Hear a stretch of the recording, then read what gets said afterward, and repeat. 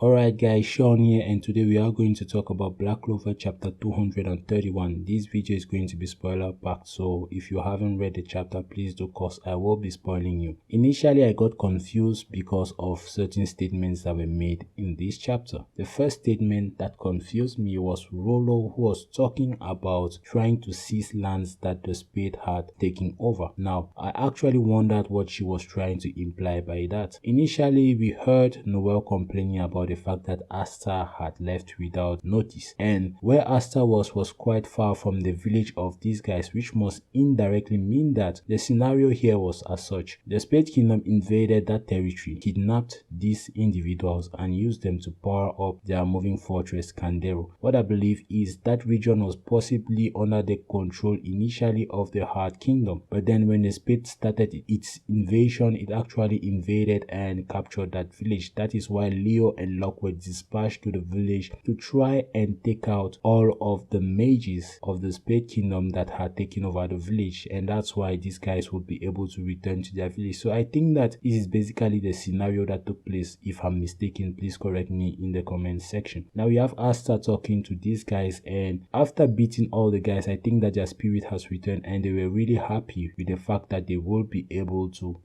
get back to their village. But one thing that surprised me was the fact that despite the fact that Asta cut off the whole top floor, it appears that they were still able to be safe and were not affected directly by the external environment. So cool thing to Asta for not just going all out and destroying the whole fortress. So he actually had to think about the individuals there, and he did so. So that was quite smart from Asta's part. Now Noelle comes in with reinforcement, and initially I thought that it was going to be difficult, but I forgot about fiinral. Yes, fiinral, the border man fiinral. So he is the one who's possibly going to transfer these guys back to their village, and that would be it. Leo and Locke on the other hand seem to have wrapped up things on their own part, so it's going to be easy for these guys to start their lives back once more. Now we have to talk about the character designs, and certainly Noelle looks more mature, Mimosa as well, but also Leo seems to have gained a couple of pounds in muscle and certainly has grown taller, Locke as well. But one thing that was peculiar about Leo and Locke was the fact that not only they but Mimosa as well, that they were able to use runesmanship skills, which means that initially they weren't able to use it, but thanks to the Spirit Guardian's teachings they have been able to master this. So I was really impressed with that, and because of that their magic has become extremely much more later. Leo talks about the strongest mage in the village being tier 2, and he and Locke are easily able to wrap up things in that part. That actually implies that Leo as well as Locke and possibly all those who went to train with the Spirit Guardians are also on level 1 right now, which is quite amazing since they've actually matured and are on the level where they can actually harm and attack demons. That is very impressive given they were only trained for like 6 months. We've already seen how strong Asta is. We've seen Noelle's character design. She too was also a star in this chapter because seemingly Noelle was able to transport fiinral and Mimosa using her Cradle of the Sea Dragon's Nest for quite some time, I would say for kilometers, and that's quite impressive. We know that Noelle has insane mana reserves, but actually flying with the Valkyrie dress, which consumes a lot of mana, as well as transport others in a spell that also consumes a lot of mana, shows us how much stronger Noelle has become. She was already on tier 1, and certainly that actually shows us that she's no joke at the moment. So those were the highlights of the good guys side of this chapter. So we move on to the next section that has to do with the Dark Triad. The Dark Triad seems to be the 3 characters that rule over the Spade Kingdom, and based off what the girl who was initially assaulted by the Spade Kingdom mage said, that these guys are so strong that they are even considered no longer to be humans but demons. And what is interesting was that as soon as she spoke about these guys, I definitely knew that the guy who single-handedly attacked the Diamond Kingdom must at the very least be one of them, and it turned out to be true. His name is Zenon, and the other 2 are Dante, who seems to be the Almighty, and Vanica, who seems to be some sort of mixture or crossbreed between a boy and a girl. I can't actually tell her sex right now, but I'm sure that Tabata would release that info later on down the road. So these 3 are the ones who actually rule over the Spade Kingdom, and since we are talking demons, certainly the first impression we get is that they actually have demons similar to Asta, as Dante seems to ask Zenon whether he has gotten used to the demon's power. Now, when you talk about demon, I don't actually know whether these guys only have one demon or have more than one, but certainly there is something odd about these guys. Now, Zenon's response is that he's actually seemingly mastered it, more or less, and Vanica wants to do something as well, which is quite weird to me because she's so strong that she could easily attack a kingdom on her own, and I don't know why she hasn't attacked yet. But they actually allude to preparations being made, as Dante states that the reason why he waited for 6 months was that things should be prepared. I don't know what plan he has, but it's not going to be good for our characters. I'm very sure that he's planning to attack the Clover kingdom next, so I am expecting the next couple of chapters to be an attack or a frontal assault by the Spade kingdom on the Clover kingdom, which is definitely not going to stand well. I'm expecting the elves to help, and hopefully they don't actually storm the Clover kingdom and take over. But certainly we know that our characters are already in the Spade kingdom, so if they could attack now and possibly cause a little bit of distractions, that could actually slow down these guys' attacks on the Clover kingdom. So I'm expecting a lot from these guys, and I hope that they actually live up to the expectations. I am going to make a very bold statement and state that I'm not sure that the Dark Triad may actually be the final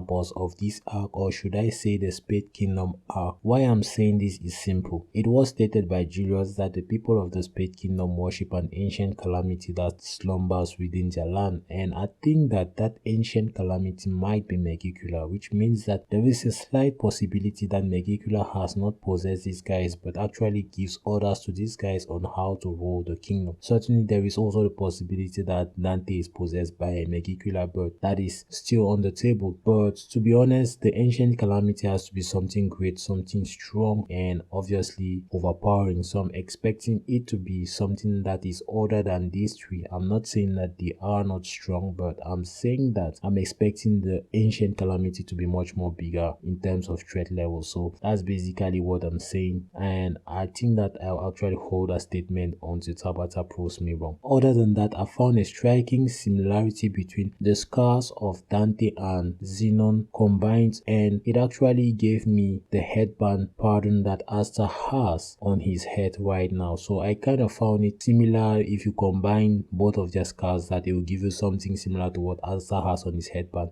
I don't know whether that actually is a link to what is going to happen down the road, but I'm very sure that these guys would actually tie to Asta in one way or another. So those were basically my thoughts on the chapter. Let me know yours in the comment section. Subscribe to become part of the Blizzard crew as always, and I'll see you guys real soon. Bye.